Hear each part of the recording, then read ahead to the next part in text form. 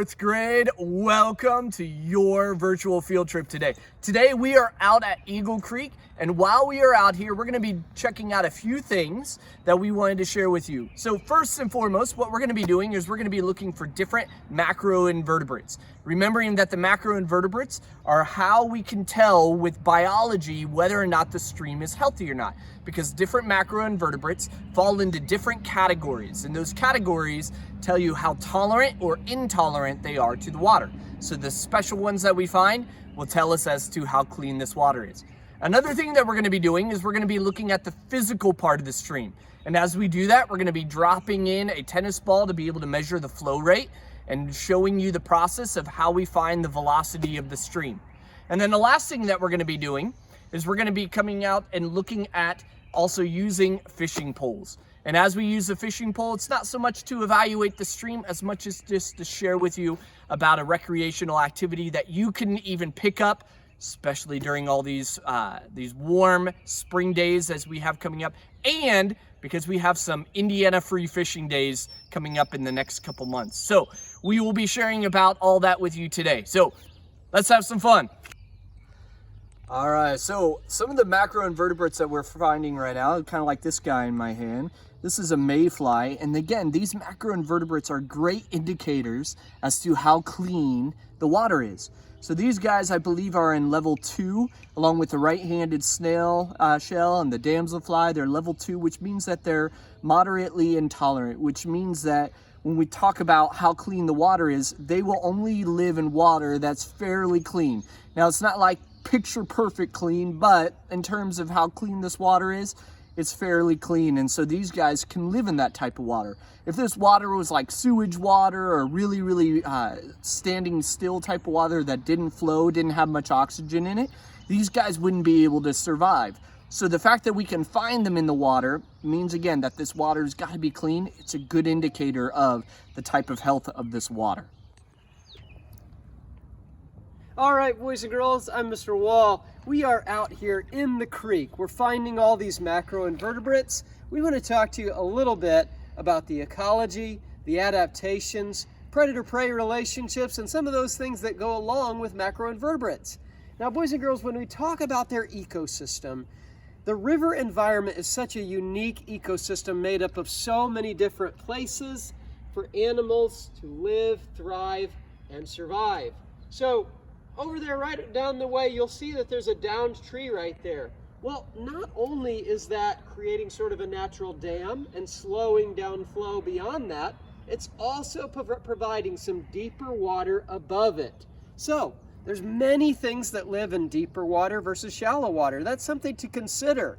You know, there's different types of fish that like to thrive in those deep, cold water environments. When you think about where you can find bluegills a lot of times, you know, a lot of times where there's a natural dip down, you'll find those. So macroinvertebrates are the same way. They have different homes. Some of them live under sticks, rocky areas, places where leaves have piled up. But, you know, when we talk about adaptations, think about that caddisfly, one of Mr. Burden's favorite macroinvertebrates, because it's such an interesting guy. He's able to use rocks, sticks. He piles that all together and makes a home, much like a turtle would. You know, then we talk about predator-prey relationships. This is a home where there are predators, prey. We've got big fish that eat smaller fish that eat macroinvertebrates. You even have macroinvertebrates that prey on other smaller macroinvertebrates. So it's a complex system of animals eating other animals to survive. Let's keep looking and see what we find. So boys and girls, you know, I've just got a whole bunch of this bottom down here, and I like to do a couple of things. I like to hold it real still for a minute and see if anything starts to move, because, you know, a lot of these macros, when they get out of the water, they instantly start diving for shelter. You know, so they'll dive down and try to keep an eye out. Right here, what we have is a right-handed snail. These are pretty common out here in Eagle Creek. You can tell because it opens to the right-hand side. A lot of times I'll just look, I'll pick up leaves, look for bark, sticks. A lot of times, many ways, that's different ways, just kind of rooting through and looking under. That's some ways that you can find some of these macroinvertebrates. So just take your time, go through things, you know, pause for a minute, and then see if you see anything moving. Right here I see something on a leaf. I'll take a little closer look here. I'm not quite sure what we've got here. Maybe just a small leech. But anyway, just any type of movement like that that catches your eye, really draw your eye and attention. And a lot of these times, you know, like Mr. Burden was saying, they have really good camouflage. So a lot of these macroinvertebrates are black, and you'll notice that most of the bed is black. Now this right here, you can see it's a little different color, green. We've got a little caddisfly that's not in a case. So, you know, these things make great fish food. And put them on a hook, catch you a bluegill. Fish love to eat these guys. So when we show you how to fish later, you know, one of the reasons why some of the lures that you see are designed the way they are, many of them are actually designed right off of things that you'll find in the streams, because that's their natural, you know, that's their natural, what they eat. That's their food source.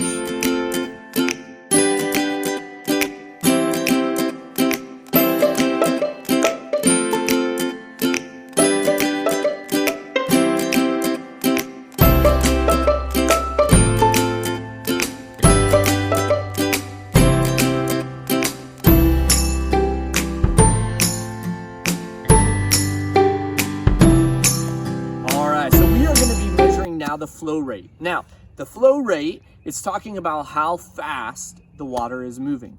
And we can visually see that the water is moving. We can see kind of the riffles that are going on top of the, or kind of the water as it's moving along.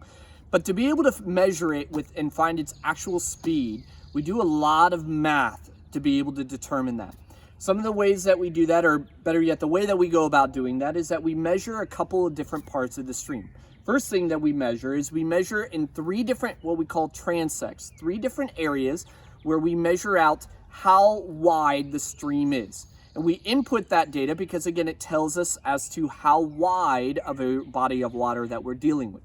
Another thing that we do along the way is we measure its depth. At those 3 different transects, we do that 3 times. We measure how deep it is, and we use like a meter stick to see how far down from the substrate, the bottom of the water, or bottom of the creek, to where the water's top is. And we measure that, we input that data. Now, if we were doing this flow rate in its entirety, we would measure 100 meters. And that's a really long distance. If you're thinking like a football field, we're talking a really long way. A football field, 100 yards, we're talking just a little bit further than that. We're talking 100 meters. But for what we're gonna do today is we're gonna just measure out 10 meters. And as we do that with 10 meters, that's going to help us be able to measure then the time and work with some numbers that are pretty easy to do. So I'm going to use a tape measure to help me measure out the distance of 10 meters. And as I'm walking forwards, Mr. Wall's walking backwards. So if this video goes sideways, it'll be really fun, because then that means Mr. Wall's fallen in. Woo! But hopefully he hasn't. So we're going to get all the way out to 10 meters, and that will be our distance right here. That's our distance that we're gonna have the tennis ball fall. Now, when the tennis ball falls into the water, we are going to measure, and we're gonna be counting how long it takes in seconds for it to travel from where Mr. Wall is to where I am. And when we measure that out, the distance and the time is going to together be able to help us determine the velocity, or how fast the stream is moving. So here we go.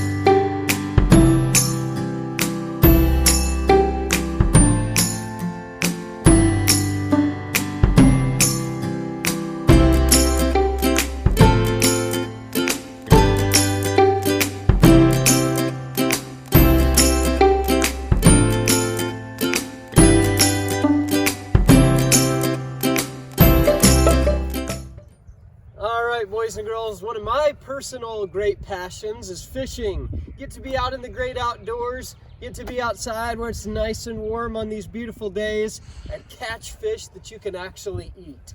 So boys and girls, there's a few types of fish that you'd actually be interested in knowing about that you can find very commonly in our lakes and streams. And the first one that's easiest to catch and most tasty is the bluegill. It's a great what's called panfish. It has a beautiful sunny side, great little blue gill behind the ear there. You'll know that's a bluegill in that way. So beautiful fish, really fun to catch, easy to catch. Just put a worm on a hook and you'll be set all day. Another great type of fish that's out there is called the bass. Now these are a lot of fun because they're fierce fighters. They'll put up a battle for a good 2 to 3 minutes depending on how well you play them. You can catch these on a big worm, or you can get yourself, a little bit of tackle. You can go out there with a little bit of spinning gear and things like that and try to catch yourself a nice bass. Some people catch walleye in Winona Lake. It's a little less common, but it's a great fish to catch and eat as well. So this is the tool that you're gonna need. All right, so this is a rod and reel. And so what you'll know is that there's these eyes right here, and the line has to go from what's called a close-faced reel. It's close-faced because all of the line is contained inside there. You run that fishing line through the eyes and all the way out to the tip of the rod. Right down here is the handle, and it's typically made out of cork or foam like this one. So if you drop it, or if you're waiting, you can easily pick it back up. Okay, so this is the crank handle. What you're gonna do when you go to cast is you're just gonna drop this out, and you'll notice that it's gonna let your bobber down, and then you can reel it back up using this crank handle right here, which feeds the fishing line back into the close-faced reel right here. If you need to adjust your drag because you catch a really big bass, you can adjust the drag tension like this, which will allow some of the line to come out depending on how you have it set. So it just lets some of that line go out so that the fish doesn't just snap your line in two. All right, let's have fun. All right, so as Mr. Wall talked about the different parts of the fishing pole, I'm gonna go ahead and show you how we're gonna go through the mechanics of using it. Again, using the different parts, we're gonna go ahead and make sure that we're gonna cast it so that we get the line with our weight at the front to go out in front of us. What I'm gonna do is I'm gonna go ahead and use the release with my thumb. I'm gonna hold it in place, and then as I move forward, like I'm throwing a baseball, I'm gonna let go of the release, but I'm gonna hold on to my fishing pole so that as I do, the weight goes out in front of me. And then when I go ahead and start cranking, then you'll feel that tension back, and then I'm able to bring it back in. You notice that as we cast from the side. Really important that we're doing it from the side so that way we aren't going to put ourselves in any danger. We don't get any hooks caught in trees, but we're going to have the fishing pole to our side with the release, and we move it from the side, and when it gets out in front of us is when we release.